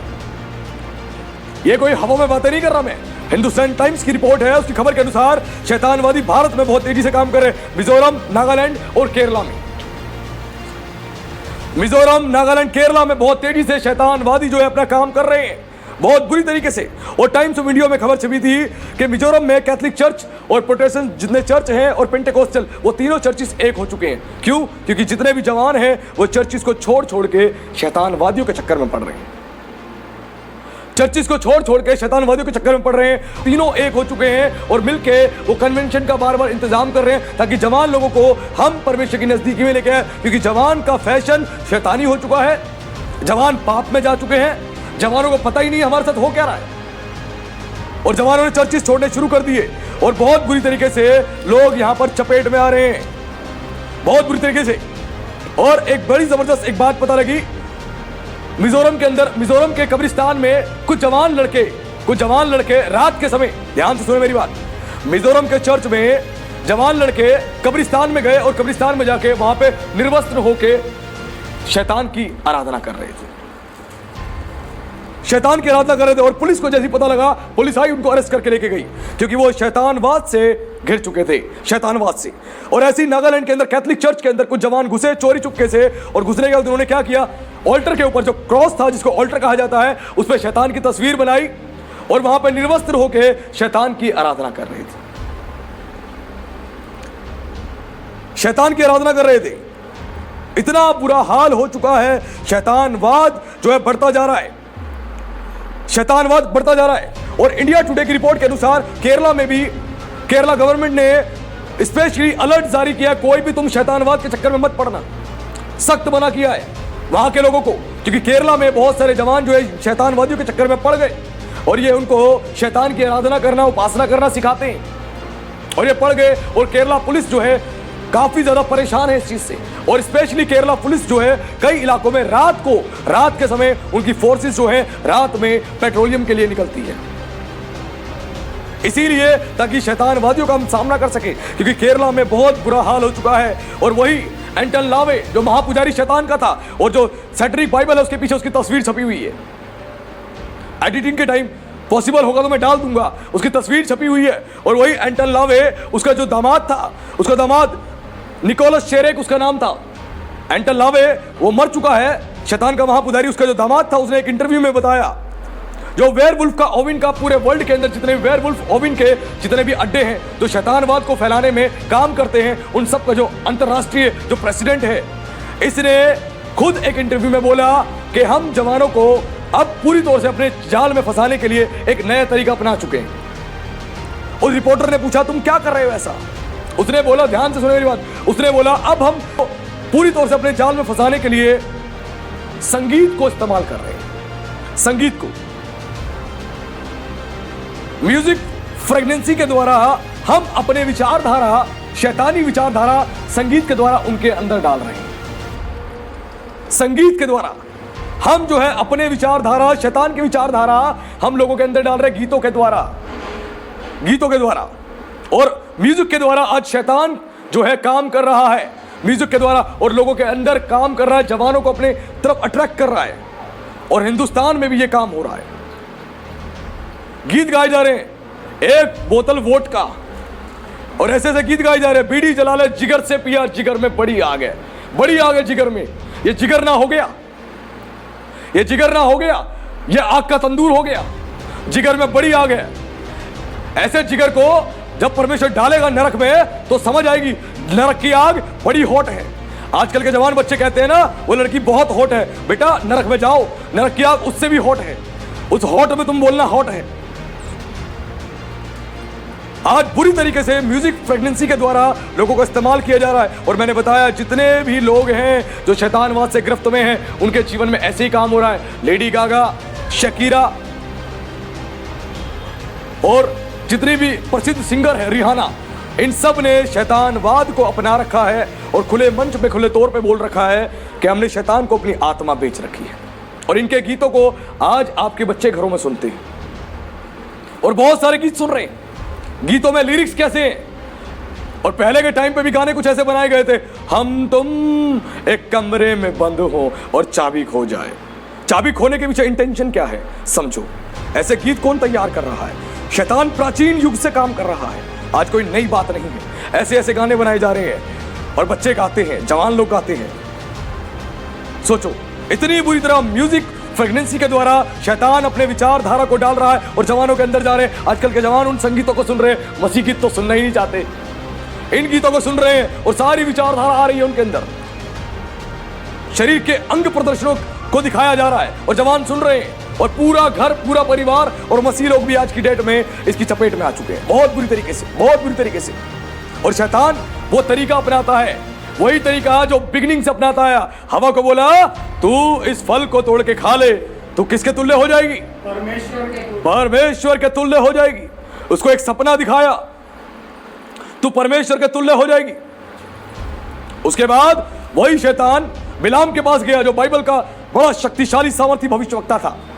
उसके पास गया और बोला इजराइलियों को श्राप दे, तुझे इतना पैसा मिलेगा, इतना सोना चांदी मिलेगा। और बिलाम भी फिसल गया, और बिलाम भी फिसल गया और इजराइलियों को श्राप देने के लिए निकल गया। लेकिन जितनी बार उसने मुंह खोला, एक बार भी श्राप नहीं दे पाया, क्योंकि परमेश्वर ने उसके मुंह से हर बार आशीर्वाद ही आशीर्वाद निकलवाए। और उसके बाद वही शैतान जिसका टूल, जिसका हथियार कभी भी विफल नहीं होता, ग्रीड, हवा पे चला सक्सेसफुल हो गया। शैतान हमेशा पावरफुल वेपन चलाता है, बिलाम पे चलाया पावरफुल तरीके से सक्सेसफुल हो गया। अब यही हथियार लेके यीशु के पास आया, और यीशु के पास आके मत्ती 4:8 में क्या बोलता है, तो एक पहाड़ पे ले जाके बोलता है, जगत का सारा वैभव दिखा के, सारे राज्य दिखा के, और बोलता है ये जगत का सारा वैभव, सारा राज्य मुझे दिया गया है, मुझे गिद के दंडवत प्रणाम कर, मैं तुझे भी दे दूंगा, जिसे मैं चाहता हूं उसे दे देता हूं। आज जितने लोग शैतान को अपनी आत्माएं बेच रहे हैं, उनको शैतान भर भर के पैसा दे रहा है, लो पैसा लो, लेकिन उनकी आत्माएं नरक में जलेंगी, नरक में। आज लोग नहीं समझ पा रहे, शैतान इसी तरह ट्रैप करता है, और जब ग्रीड दे के, लालच दे के ठग ले, झूठ बोल दे, फरेब करवा दे, ऐसे करवा करवा के लोगों को पाप में गिरा रहा है, पाप में। बहुत बुरा हाल कर रखा है जवानों का आज, और सबसे बुरा हाल जवानों का है। आज जवान सेवा नहीं करना चाहते। आज जवानों से पूछो, जवान सेवा करना चाहते हो, प्रभु का जीवन देना चाहते हो? अरे पास्टर साहब नहीं, मैं नहीं करना चाहता। क्या करना चाहते हो? अपना काम धंधा करना चाहता हूँ, अपना बिजनेस करना चाहता हूँ, डॉक्टर बनना चाहता हूँ, कलेक्टर बनना चाहता हूँ, ऐसे।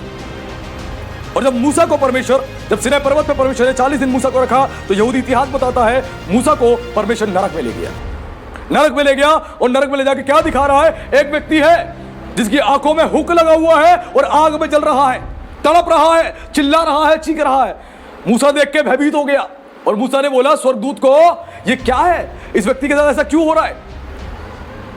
स्वर्गदूत ने बोला, यह व्यक्ति ऐसा है, अपनी आंखों से ही स्त्रियों का व्यभिचार कर लेता था, अपनी आंखों से, इतनी गंदी इसकी आंखें थी, इसलिए आंखों से इसको लटकाया गया है और आग में जल रहा है।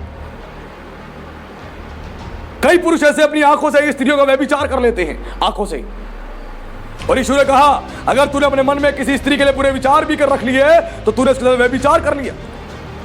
और एक और स्त्री दिखाई, एक स्त्री दिखाई मूसा को, और वो स्त्री जो है उसके ब्रेस्ट से हुक लगे हुए थे, उसके ब्रेस्ट में हुक लगे हुए थे और आग में लटका रखा था और जल रही थी वो।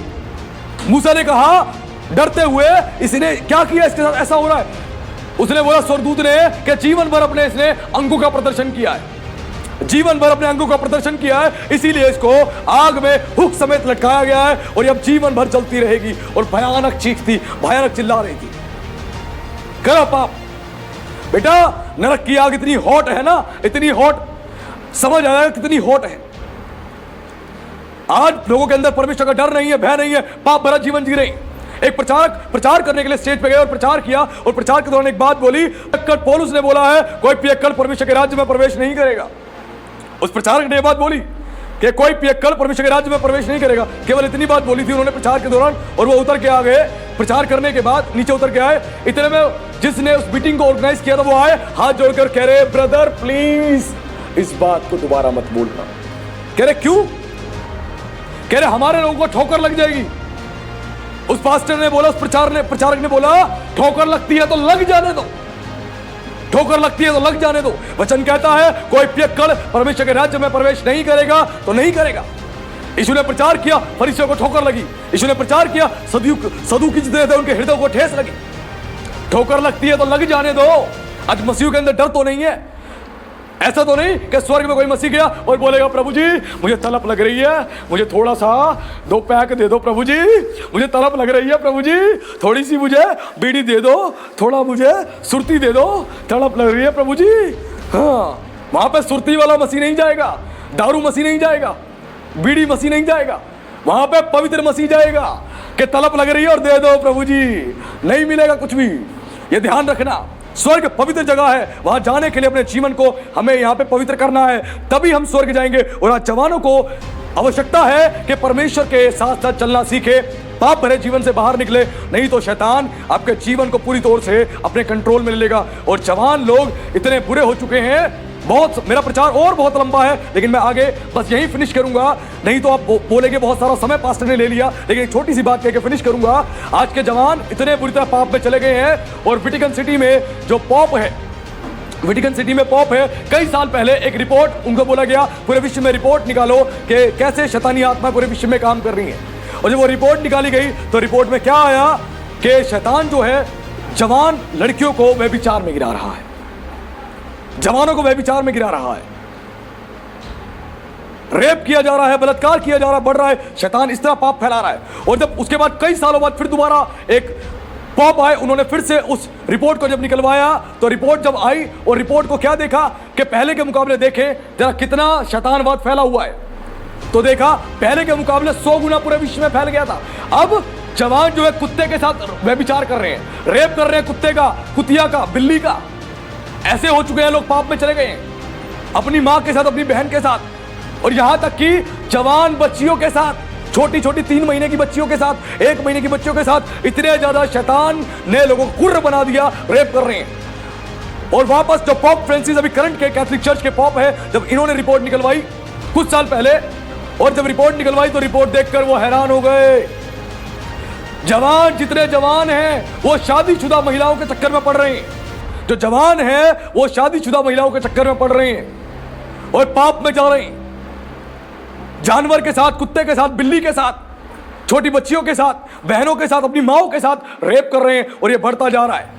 और एकदम से उन्होंने इमरजेंसी डिक्लेयर कर दी और बोला पूरे विश्व में जितने हमारे फादर्स हैं सबको बुलाओ, और सबको बोला दुष्ट आत्मा निकालने वाली टीम तैयार करो, रेडी करो अपने जीवन को, और परमेश्वर के राज्य को फैलाने के लिए काम करो। कैथोलिक चर्च ने उस दौरान जो है पूरे विश्व में शैतानवाद के खिलाफ जंग छेड़ दी। डोनाल्ड ट्रंप ने उस समय जंग छेड़ दी, प्राचीन समय में 1st सेंचुरी में कलीसियाओं ने जंग छेड़ दी, और आज हमारे मसीह लोग सोए हुए हैं, आज सोए हुए हैं, उनके घर में फिल्मी संगीत चल रहा है, फिल्मी गीत चल रहे हैं, फिल्में देखी जा रही हैं, अश्लील वल्गैरिटी से भरी हुई घृणित वस्तुएं उनके घरों में हैं, पाप में डूबे हुए हैं, दारू पी के टुल्ल है, नशे में टुल्ल है, बीड़ी पी रहे, सिगरेट पी रहे, गांजा पी रहे, जुआ खेल रहा टुल्ल है, और कह रहे हैं हमारे घर में आशीष क्यों नहीं आ रही। आज उनके वजह से आज उनके परिवार खराब हो रहे हैं और तबाह हो रहे हैं। आज हमें भी जंग छेड़ने की आवश्यकता है।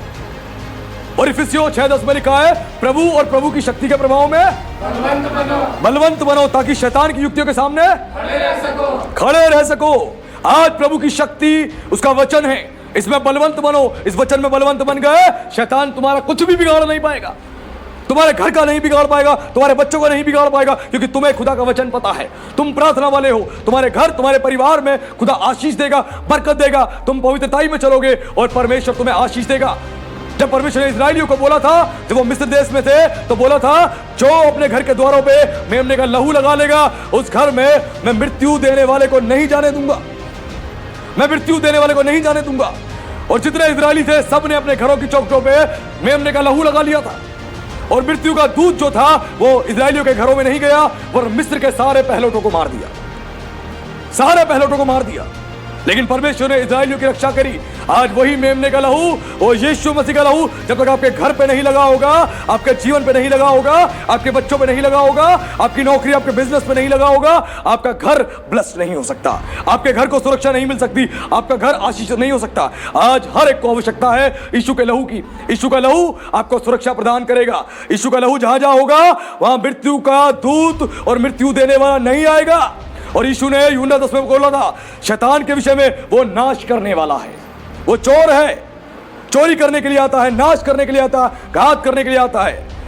और वही नाश करने वाला तुम्हारे घर में प्रवेश नहीं करेगा अगर तुम्हारे घर की चौखटों पर, तुम्हारे पति पर, तुम्हारे बच्चों पर, तुम्हारे परिवार पर मेमने का लहू लगा होगा। तुम्हारे घर में वो प्रवेश नहीं कर पाएगा, और नहीं लगा होगा मेमने का लहू तो तुम्हारे घर में वो दुष्ट, वो शैतान प्रवेश करेगा और तुम्हारे घर में तांडव करेगा और तुम्हारा घर तबाह कर देगा। आज भी समय है कि हम मसीह लोग जाग जाएं और शैतान के विरुद्ध हम लोग जो हैं पूरी तौर से जंग को छेड़ दें। और पौलुस कहता है तुम्हारा युद्ध जो है वो शारीरिक नहीं है, आत्मिक युद्ध है। इस आत्मिक युद्ध के लिए अपने आप को तैयार करें, परमेश्वर के सारे हथियार बांध ले ताकि आपका जीवन तैयार हो जाए शैतान को हराने के लिए। और आज के संदेश से आपने बहुत कुछ जाना और सीखा, और प्रभु का मैं धन्यवाद करता हूं कि प्रभु ने आज अद्भुत बातें आप तक बताई, आप तक पहुंचाई और आपने आज परमेश्वर के अद्भुत ज्ञान को प्राप्त किया। तो प्रभु का धन्यवाद। प्रभु आप सबको आशीष दे। सभी को जय मसीह। आइए हम लोग आंखें बंद करेंगे, सरों को झुकाएंगे, हम सब मिलकर एक छोटी सी प्रार्थना करेंगे। हे सर्वशक्तिमान ईश्वर, हम आपका धन्यवाद करते हैं प्रभु आज के संदेश के लिए। इस संदेश के द्वारा मेरे परमेश्वर आपने अपने बच्चों को प्रभु बहुत कुछ सिखाया। मेरे प्रभु आपने बता दिया कि दुष्ट आत्माएं कैसे काम करती हैं। पौलुस ने कहा उसके दाव को हम जानते हैं, उसकी युक्तियों से हम अनजान नहीं हैं। मेरे परमेश्वर आज आपकी कलीसिया ने, आपके लोगों ने भी जान लिया। आज अपने बच्चों को सामर्थ प्रदान करें, आज अपने बच्चों को शक्ति प्रदान करें। आज शैतान के साथ हर एक मसीह जंग को छेड़ने पाए प्रभु जी, और आपकी महिमा हो, आपके वचन में मजबूत हो, आपकी आज्ञाओं पर चलने वाले हो, और मेरे परमेश्वर हर एक के जीवन से आपको महिमा मिले। प्रभु जी मैं हर एक व्यक्ति को, हर एक मसीह को, हर एक सेवक को, हर एक कलीसिया को आपके हाथों में सौंपता हूँ। सबकी अगुवाई करना, सबको सशक्त और बलवंत बनाना, और सब प्रभु जी आपके राज्य को बढ़ाने के लिए और शैतान के राज्य का खात्मा करने के लिए तैयार होते जाएं और आपकी महिमा करते जाएं। आपका विशेष धन्यवाद। मैं सभी को आपके पवित्र हाथों में सौंपता हूं और इस प्रार्थना को जीवित सामर्थी परमेश्वर के पुत्र मसीह यीशु के नाम से मांगता हूं। आमीन।